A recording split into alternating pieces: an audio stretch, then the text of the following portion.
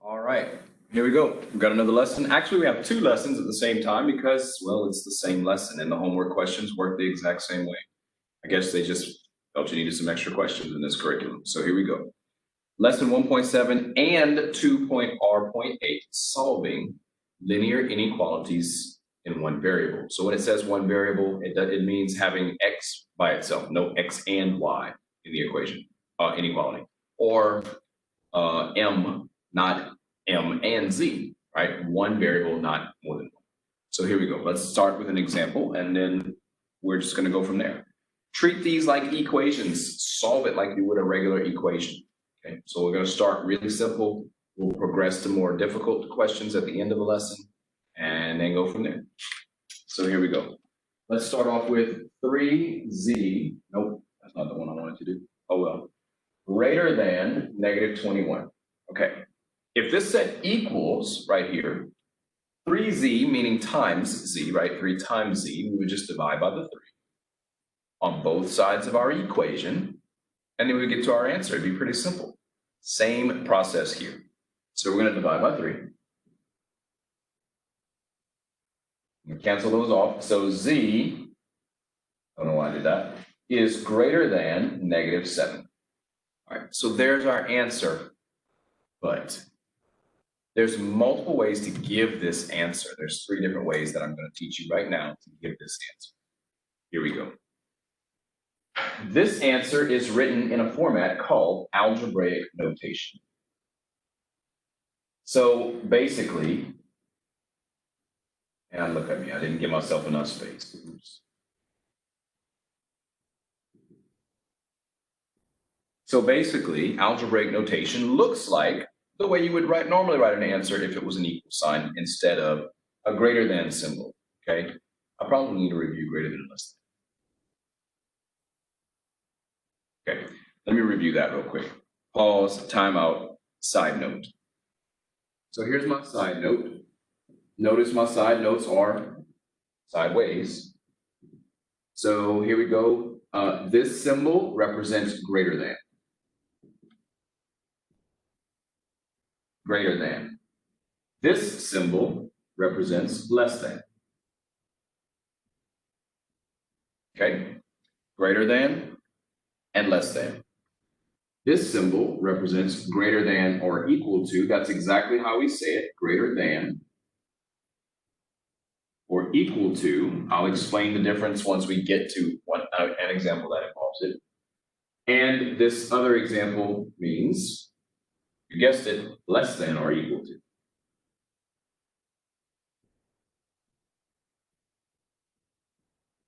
All right, so greater than, less than, greater than or equal to, less than or equal to. Transition back over here. This says z is greater than negative 7. And again, it's written in algebraic notation. We also have to learn how to graph these things on a number line. Graph. Please keep in mind you can pause the video at any time. People forget that. Graph. So in order to graph, I'm going to sketch a basic number line. But I don't need everything on the number line. Let's put negative 7 here. Well, 0 would be way over here somewhere, right? Because negative 7 would be to the left of 0. Negative 6, maybe negative 8, but negative 7 is obviously our important number. Okay. I need to explain a couple of symbols to you right now. First of all, the arrow traveling left, and I'm off camera, so let me get back on camera. Here we go.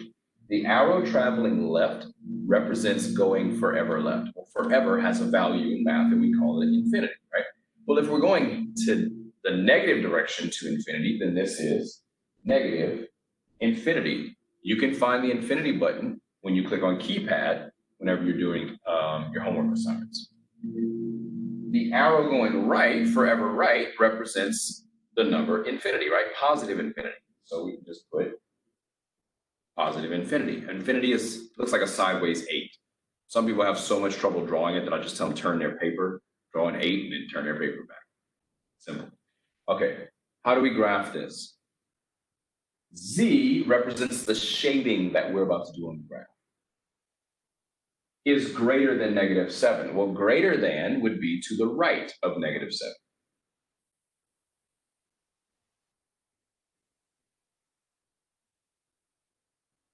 All right, so you can see now that I clearly darkened or shaded to the right of -7. Now we need to talk about a couple of symbols. Here they are. So here's our options. We have the option to put a parenthesis or a bracket on infinity, one of the two. So let's discuss which one to put, okay? Going back to this symbol, matter of fact, let's talk about this over here. When we have greater than, we use a parenthesis on the number that we're talking about. If we have greater than or equal to with a little extra bar underneath, which means the equal to portion, it means that the -7, if it was there, then the -7 would be included. And if it was included, then instead of a parenthesis, we use the bracket.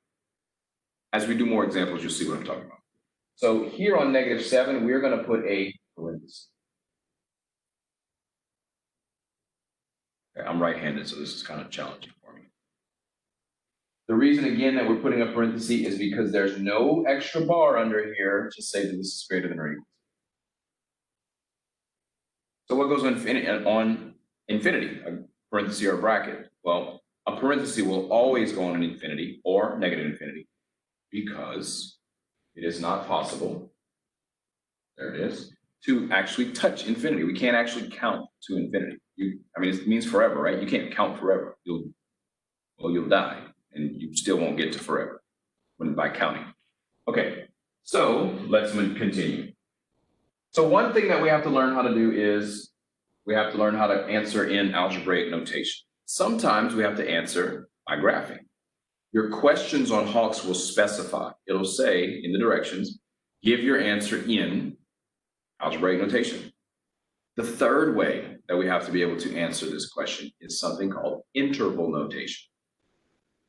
I'm going to be honest, I always, on my paper, graph before I try to do interval notation.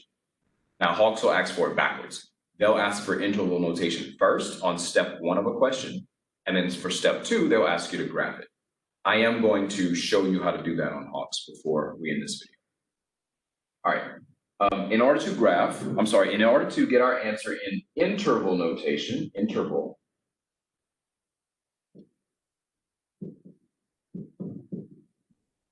all right, in order to get our answer in interval notation, we are going to look at our shading.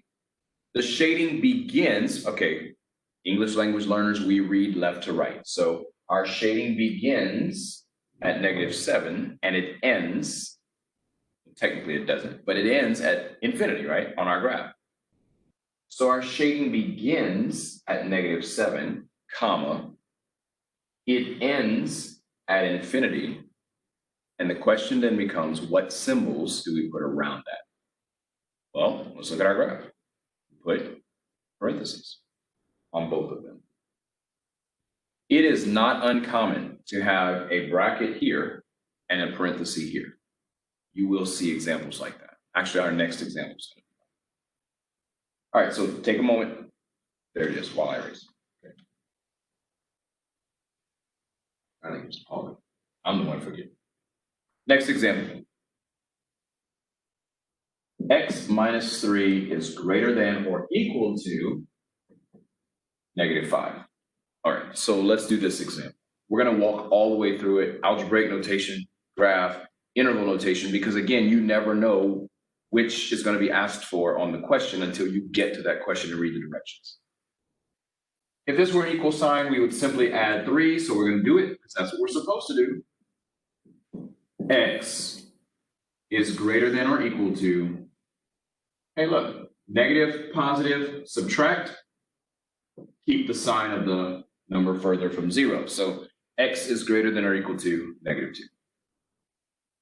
This again is algebraic notation. Let's graph now. All right, so there's -2. Remember, 0 would be to the right of that. -1 would be here. Positive numbers over there. X means the shading. So our shading is to the right or greater than -2. So we're going to shade this direction.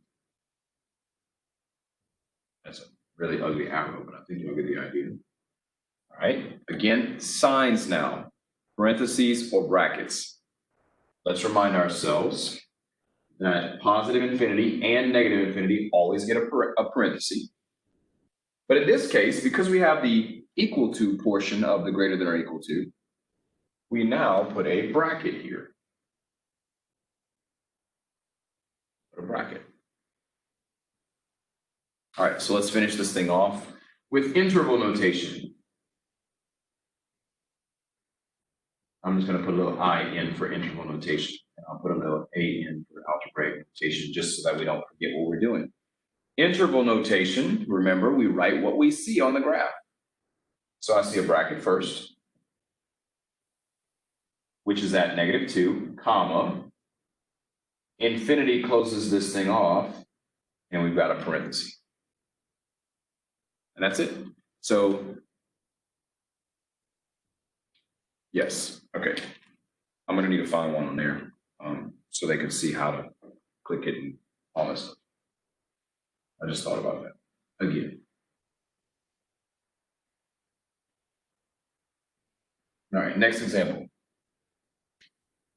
All right, so let's do another really easy one before we move on to one that's difficult. So here we go. X plus 1 is less than or equal to 5. Very easy. We just have one step. We subtract 1, and then we can move on to our different notations. So X is less than or equal to 5 minus 1 is 4. Again, algebraic notation. Let's graph. All right, there's 4. Remember, 0 would probably be over here somewhere. That's a really small 0. Okay. X is less than or equal to, so we're going to shade to the left. Let me help you out. The arrow, the direction that this thing is pointing, tells us if it's left or right. Right. On this one, it was right, greater than, where am I? So we would shade to the right. Okay. So we're going to shade left of -4. Which again, left end of the arrow is -infinity. So parenthesis here, bracket on 4, again, bracket because of the equal to portion of this symbol. And let's go ahead and put our answer in interval notation. Remember, we read left to right, so the infinity is not always at the end. Where does our shading begin? It begins here at the arrow. So our shading begins at -infinity and it ends at 4. Remember to put a bracket there. So here's our answer. All 3 portions. Let me repeat.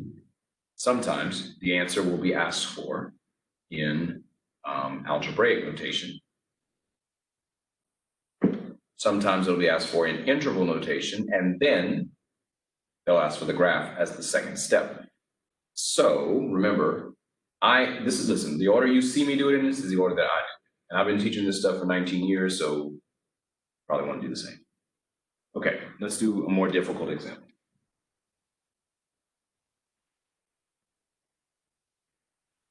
So the process is not any more difficult once we get here. The question is the algebra skills that take place leading up to the end. So here we go. 2 times 3z minus 4 is greater than -2z plus 16. Do you have any that are no solution?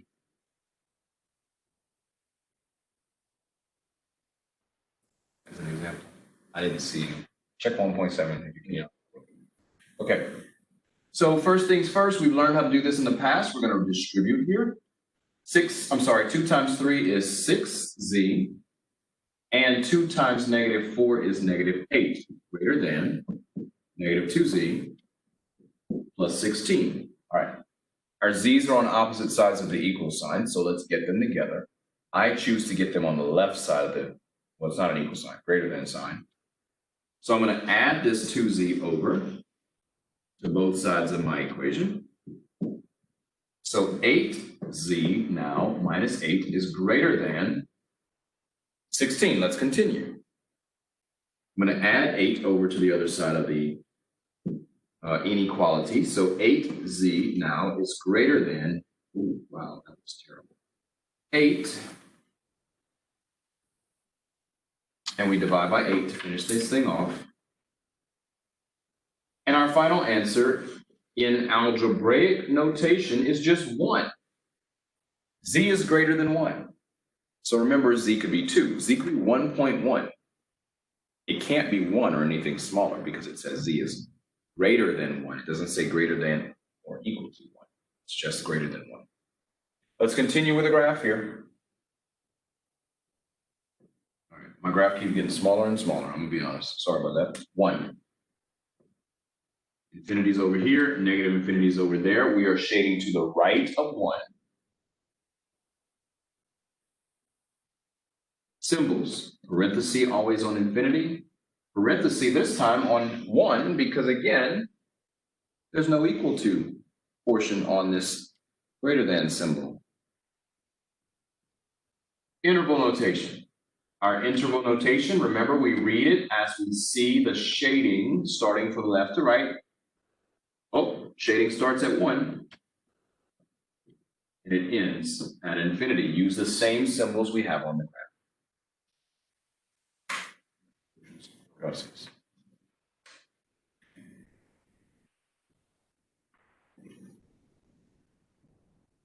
I'm going to pause. Pause. Okay.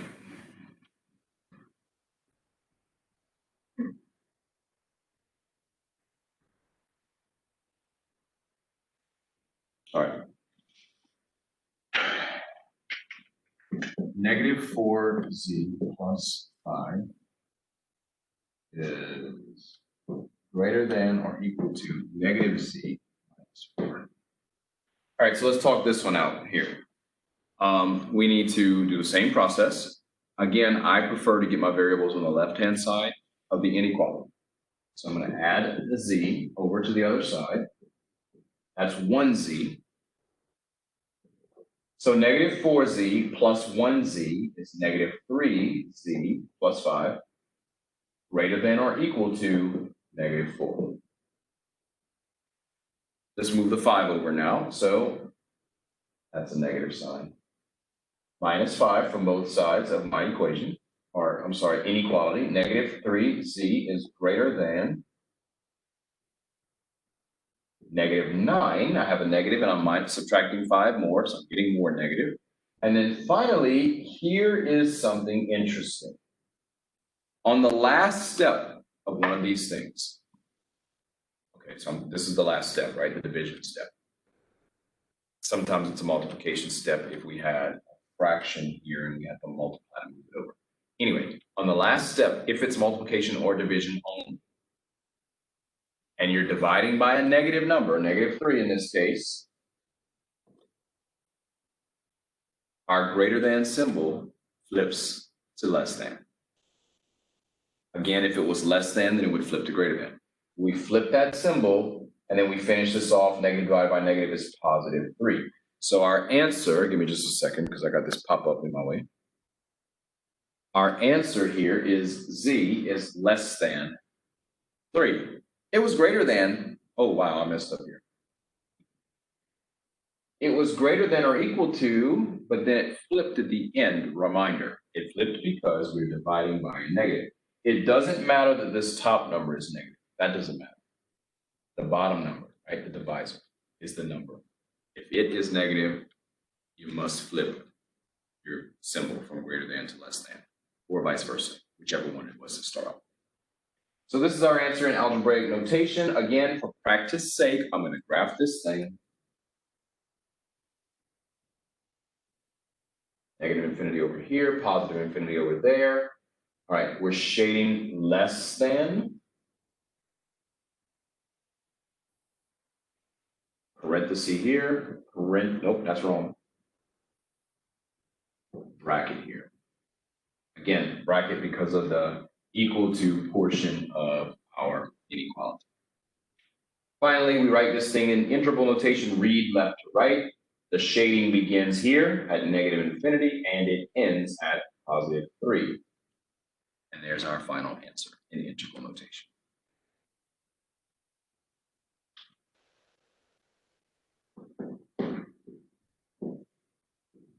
All right, so we'll do one more example where we have to flip the sign at the end. Here we go. Negative 4 times m, so let's divide by negative 4. M is now less than, because we divided by negative 4, negative 3.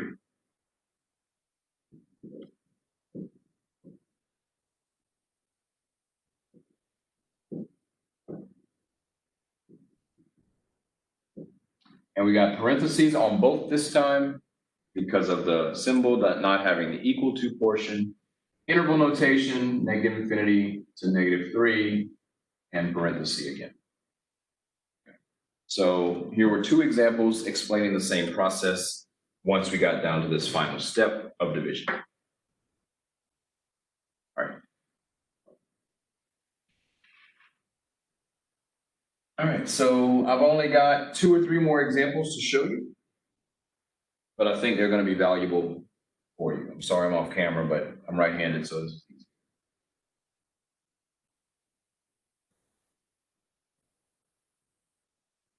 Just had to give me decimals, huh? 7z plus 5.8 over 8 is greater than 6z plus 4.2 over 7. Will you multiply by the LCD? All right, so what we're going to do here, okay, this one looks scary because it's a fraction. Let's just eliminate the fractions. So let me teach you how to do that. In order to do that, I'm going to look at the 7 denominator and the 8 denominator and find a least common denominator. The easiest way to do that usually is just multiply the two numbers. 8 times 7 is 56. I'm going to multiply both of my fractions by 56 for the sole purpose or intent, whatever vocabulary word you want to use, of canceling out my denominators. So I'm going to multiply this thing by 56. And I'm going to, can you see the, yeah, they can see. And I'm going to multiply this thing by 56 as well.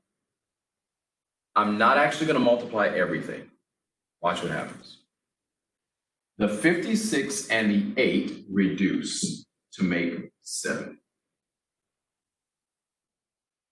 Now I have 7 times 7z plus 5.8. And over here, the 56 and the 7 reduce to make 8. So we have 8 and 6z plus 4.2. Now the fractions are gone, so that's a step in the right direction. Let's continue. At this point, you should be able to clearly see that distribution is our next step. So let's distribute. 7 times 7 is 49z. 7 times 5.8 is 40.6. He's supposed to be helping me out. 40.6. How about you do 8 times 4.2? Greater than, let's distribute here, we get 48z and, all right, that's a z. 33.6.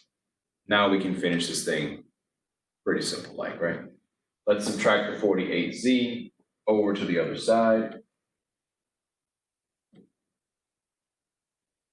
So that gives us 1z plus 40.6 is greater than 33.6. Now I'll subtract 40.6. And I've kind of run out of space down here, so I'm going to write it right here. Z is greater than -7 is our final answer in algebraic notation. Again, we would graph, then we would put it in interval notation, but pause You can do that part on your own now after seeing me do it a few times. All right, one more example. And actually, you know what? Let me try something here. All right, y'all be nice. Just a second. Recording in progress. Good. Share content. Here we go. All right, that's not the one I want to work. Get this out of the way. How do I move that out of the way? Skip. Oh, continue practicing. Okay, so at this point, you should be able to see Hawks on my screen. I want to show you, I'm looking for one that's challenging. I want another one with a fraction, in other words. All right.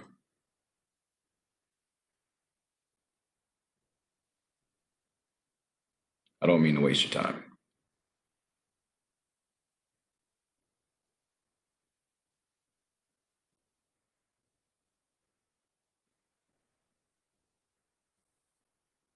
Oh, that was a good one. That's the one like we just did, though. Well, where did that one come from?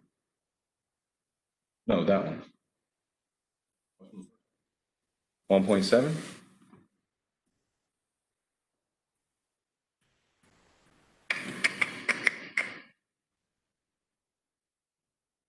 Point R point. Yeah, thank you. Yeah, you heard that? Y'all can fast forward. So don't worry about looking at my ugly face.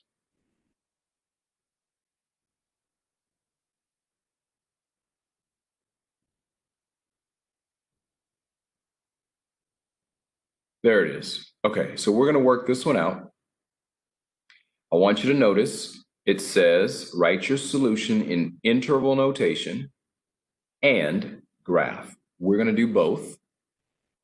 Sometimes these questions say step 1, write your answer in interval notation, and then once you get that answer, step 2, after you submit it, step 2 will be to graph it. But this one combines both in one step. So here we go. All right, I'm gonna need some board space, so let me create some.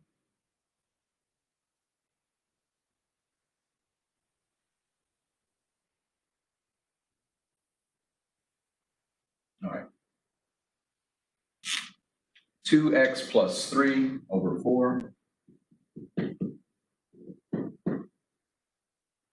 less than x plus 4 over 3 minus 1. All right, so at this point, you should probably have that problem copied. If not, here it is. Okay, so there's the problem, there's the example, whatever you want to call it. Let's get to it. All right, so just like last time, I see denominators. I don't want them there, so I'm going to find a common denominator. 12 is the least common denominator because 4 times 3 is 12, and we know that 4 and 3 are both going to go into 12. So I'm going to multiply everything through by 12. Here we go. When I say everything, I mean, well, everything. So I'm going to multiply by 12, and okay, you have to do everything, not just one thing on each side. It has to be all the way through. The 12 and the 4 are going to reduce to make a 3. So now I have 3 times 2x plus 3 less than this 12 and that 3 are going to reduce to make 4. So 4 and then x plus 4 minus 1 times 12 is 12. Distribute. This will be 6x plus 9 less than 4x plus 16. Don't forget your minus 12 on the end. Let's go ahead and simplify these two, or combine like terms as it's been stated before. Positive 16 minus 12 is positive 4. So 6x plus 9 less than 4x plus 4. Let's finish this thing off. Let's subtract 4x from both sides. When we do, we get 2x here plus 9 is less than 4 because that's gone. Subtracting 9 from both sides, we get 2x is less than negative 5. Subtract 9, 4 minus 9. We're almost done. Lastly, we divide by 2, and we finally get x is less than negative 5 halves. Okay, if you didn't know, that's negative 2.5 when we convert that. Again, this is algebraic notation, which is not what our question asks for. It asks for interval notation and a graph. Negative 5 halves is just a little bit to the left of 0. It'd be 0, negative 1, negative 2, and then this is between negative 2 and negative 3. Okay, here's negative infinity, here's positive infinity. Our graph says less than, so we're going to shade to the left. What symbols? Well, less than means we have, well, obviously parenthesis there, but we also have parenthesis here on negative 5 halves because less than without the equal to. Finally, interval notation, here it is. Parenthesis, our shading begins at negative infinity and it ends at, negative 5 halves. Parenthesis on both. So we're going to input this and then we're going to graph that. So let me grab my mouse, move out of the way so you can see it one more time. Share content. There it is. Give it a moment. All right, so here's my interval notation. I'm going to click keypad. Here's my correct symbol. Look at the other options, right? You'll use these two sometimes. Let's click on this one. Our graph starts at negative infinity. Here's my symbol right here. Comma, I gotta press that on the keyboard. Negative 5 halves, so fraction. And I got negative 5 over 2. Okay. If you want, instead of putting the negative up here, you could put the negative here. It doesn't make a difference to me or to Hawks. Okay, so there's our first answer. Again, interval notation. Let's go ahead and graph it. Double parentheses. Okay, I gotta find, this goes on negative infinity. That wasn't hard. Now we gotta find negative 5 halves. All right, look above the parenthesis. If you look above the parenthesis, you will see that my little fraction continues to move until I get to, wait, I think I passed it up. Oh, saw it? There it is. All right, so you could see it up here, negative 5 halves, and you can also see the negative infinity here. And now we submit, and we know we're correct. All right, so now I've worked at least one of every type of question, and I've even shown you how to plug it in. So you should be good to go. And thank you very much. And we end the recording.